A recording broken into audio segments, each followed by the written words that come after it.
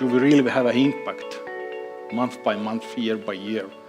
If we set the target that we reduce the grey economy, for example, in building and construction sector, capacity to analyze the data, I can trust my people. I can prove that we do the right thing or we don't do the right thing. It doesn't matter when we do nowadays, daily, night, or during the night, at home or offices, doesn't matter. It's not important nowadays. Just give the freedom to the people and prove that or agree even that we are moving in the right direction. 2 years ago, I was just telling to my team that let's get rid of the tax declarations at all. Because if people don't like to pay taxes, I assume that the people don't like to fill the tax forms also. It's something you don't wait every month to do. You said, oh, 10th of every month, I just give me tax declaration, I want to tip it in. And so it took me about a couple of months to convince my team that it's possible nowadays because you have a data. You have a data available. You don't have to have formulas. You need the data. You sit in the car. You don't have this taximeter in front of your eyes, tick, how much you have to pay. You don't have a driver who came to the work because he had to came. It's a working time, you know. Somebody said it's a typical service for Estonians because we don't like to talk. We just order us transport, and then the person who are coming knows that Marek wants to drive from the Nortal's office to the Hotel Nordic. I'm sitting in a car. I don't have to tell any word because he knows where I want to go. And the point is coming at that feeling I'm getting in the end of the ride, just leaving the car. It gives the impression I don't even have to pay. So it's a so good emotion. It's how to simplify, how to get rid of that all this. I don't know what we are used to. I've reached to understanding that all these ICT thing we have used so far to do the things better what we have had decades or I don't know how many years in the past. The electronic tax declarations, which is still something, I don't know, unreachable, that all the 100% in the declarations are in EU environment, they are still, this process is the same. It's just the automatization of something. But what we need is to just get rid of that, all this, what's hustling in front of your eyes. I think the good organizations, the good teams are these ones who are able to hesitate what has happened in the past.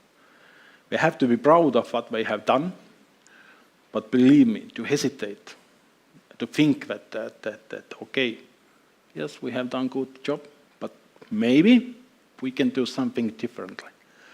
And this is quite hard. And then we reach to understanding we have to promote or support the business. And believe me, it took us about 1 year to find out real activities, how we can support.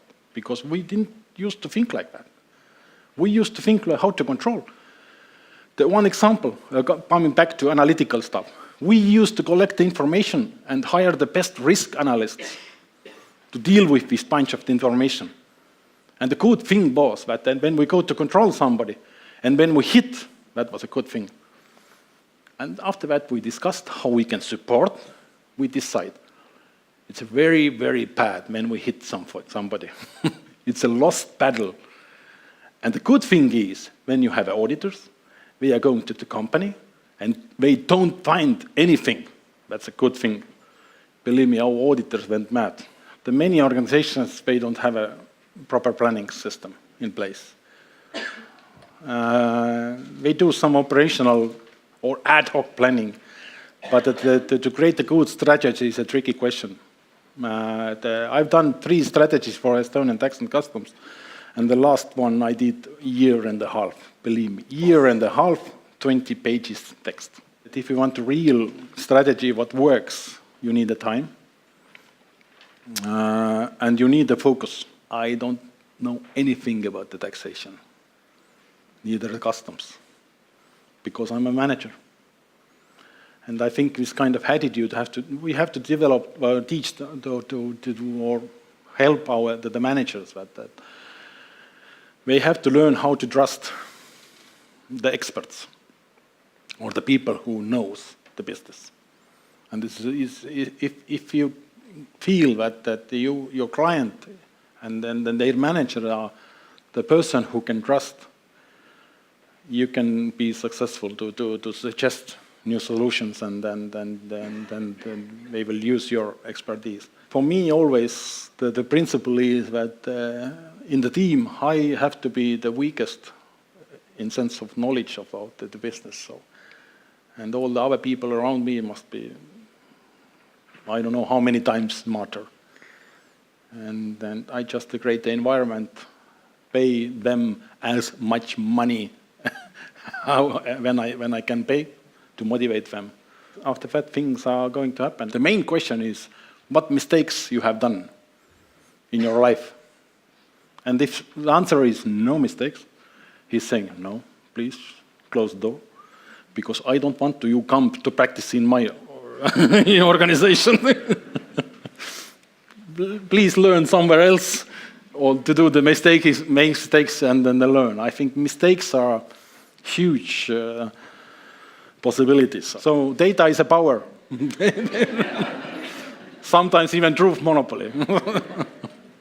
So please, if you have a scandal just close to you, use it.